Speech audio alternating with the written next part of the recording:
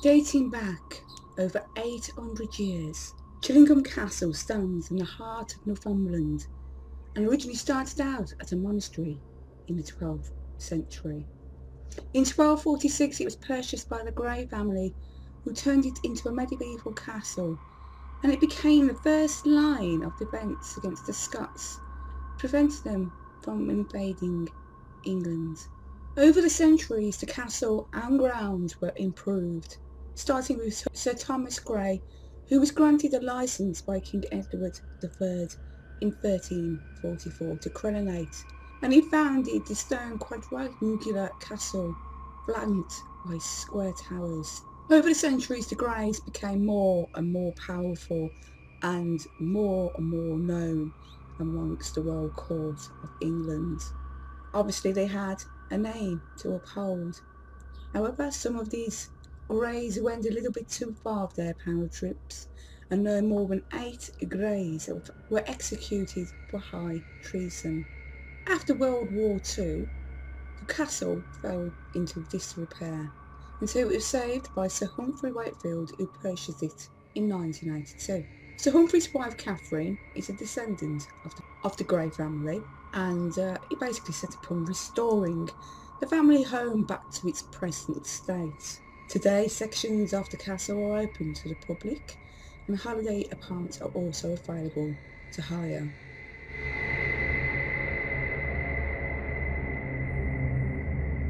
Chillingham Castle is, without question, one hell of a spooky place, and a building steeped in a bloody history and untold suffering. And talking about suffering, let's begin in the dungeon.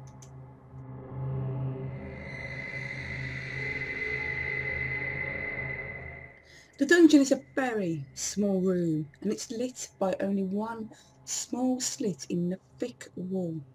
And it is here where prisoners could expect to have their limbs broken before being thrown 20 foot down a hole and left to die. Many people have experienced things here.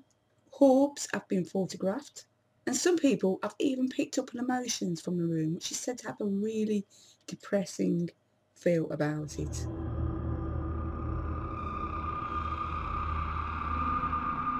In the torture chamber, you can expect to find a display of interesting and gruesome implements of torture, and the floor as a slope so that the blood could drain from one side of the room to the other. The castle's original torturer was a man called John Sage, and he had once been one of King Edward I's best men on the battlefield, until his leg was badly mutilated and he couldn't fight anymore. Sage was a brutal man, and he hated the Scots. He hated them with a passion. So of course he rebelled in his new job, and during the 3 years that he held the position, he is said to have tortured over 7,500 people and killed several hundred. However, it was here in the torture room where things went drastically wrong for him, as during some very rough sex with his girlfriend, he accidentally killed her by strangling her to heighten her sexual pleasure. Sage was hung from a tree in the grounds for his crime of passion, and whilst he slowly died, the crowd cut off his toes, his nose and his testicles to take home as souvenirs. The ghost of John Sage has been seen wandering around the castle by visitors and staff. Others have claimed to have heard him walking and dragging his injured leg behind him. He's also connected to the feeling of being watched, pushed, and a dirty stench. It is thought he still wanders the castle looking for his next victim.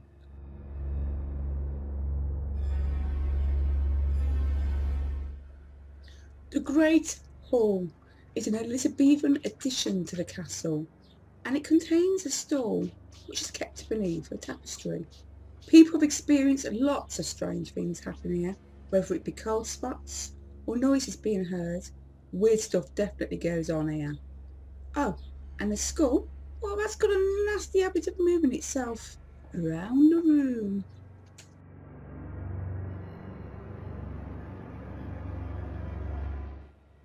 Here, in the beautiful library, The voices of two men are often heard talking to each other, but no one, and I mean no one, can understand a single word that they are saying. It's just no.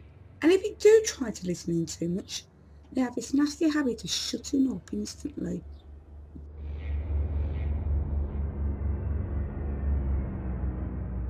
The Minstrel's Gallery is a medieval balcony overlooking what was once the Minstrel's Hall, but is now the tea room.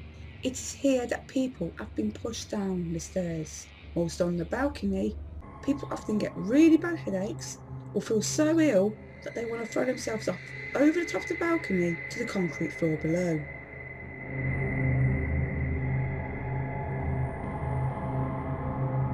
In what is called the inner pantry is where the silver of the house would have been stored, and a footman was employed to guard it at night. One night when a footman had turned in, he was confronted by a frail lady in white who begged him for some water. Thinking that she was a guest, he obviously turned to obey, and then he remembered he was locked in and there is no way anyone could possibly have entered. This frail figure in white is still seen today, and it is believed that the longing for water suggests that the poor soul was poisoned.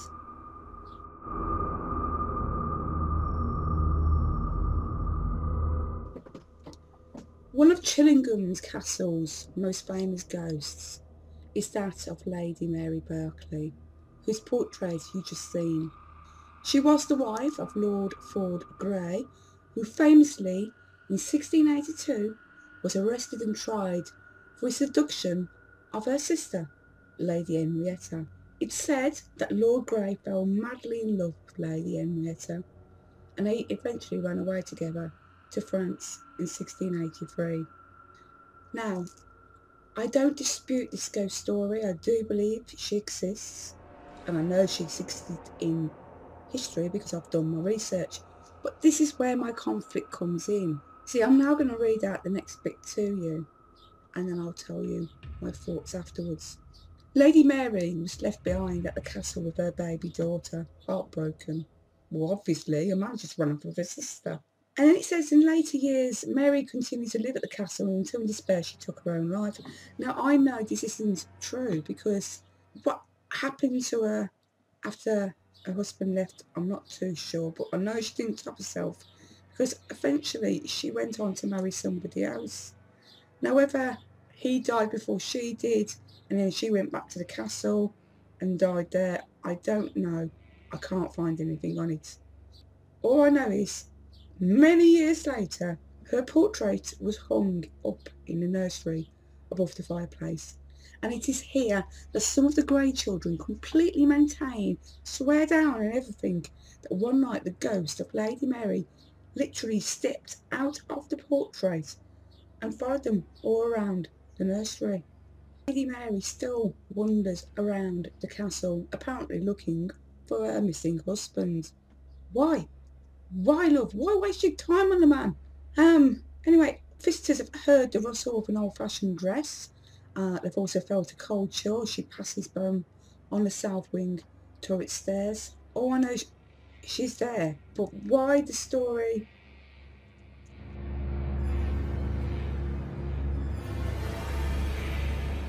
One of the most famous rooms here at Chillingham Castle is the Edward Room, which is up on the top floor, obviously, so they could stay safe, and it is the most ancient state room in the castle. It is named after King Edward I, who stayed here in 1298 whilst on his way to fight the Scots at the Battle of Falkirk. Now, if you remember, back then, John Sage was the castle's torturer, and at the end of this battle, which the English won, he wanted rid of the castle's prisoners. So he rounded up all the Scottish adults and the older children, and he burnt them to death in the courtyard. If you think that's bad, listen to this bit. He then took an axe, which can still be seen at the castle, and hacked to death the smaller children, some as young as one, in the Edward Room. The chandelier in the Edward Room is known to swing by itself sometimes, and people have also reported a foul smell and a terrible atmosphere. Now all around the top of the Edward room runs a balcony, and on display here are some documents that were found walled up with the bones of a young boy in the pink room. It is said that this boy, known as the Blue Boy, found some documents to be given to the Spanish to help them defeat the English during the Spanish Armada in 1588. This poor boy was then walled up alive with the documents, and it is said that ever since then, when the hour of midnight came, you could hear his cries of agony and fear coming from the pink room. When the cries faded, a bright halo of light sometimes appeared around the four-poster bed, and anyone sleeping in it would see a young boy dressed in blue, and he would gently approach them before disappearing. His cries were traced to a spot where, in the 1920s, whilst workmen were cutting through the wall to make a passage to the tower rooms, his body was discovered buried deep in the thick wall. Along with him they also found some documents and some blue cloth, hence why he's called the Blue Boy. Ever since he was found and interred in the local graveyard, these sightings have stopped, but people still report seeing blue flashing lights coming from the wall. Some have even seen them from outside the building, and many put it down to being something electrical in the walls. However, on that side of the castle, there is no electricity. Today, the pink room is unfortunately closed to the public, but the Blue Boy is still favoured as being the most famous ghost at Chillingham, and also the friendliest.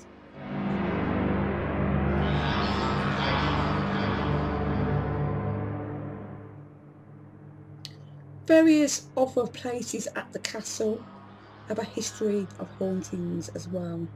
Reports of poltergeist activity, whispers and screams have all been reported in various rooms.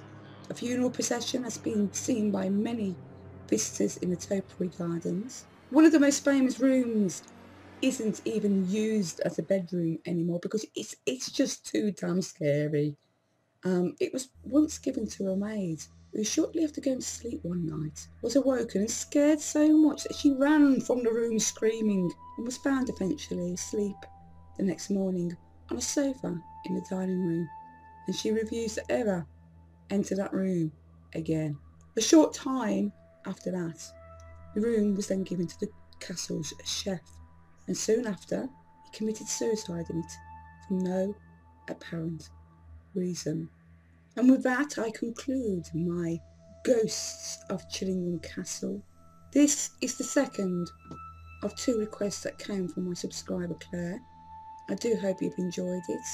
For those of you that are wondering what the heck is going on, as I keep mentioning, there is a little bit of a dark side to me. Anyway, thank you so much for watching. I do hope you have enjoyed, and if there's anything you would like to ask, please feel free to do so.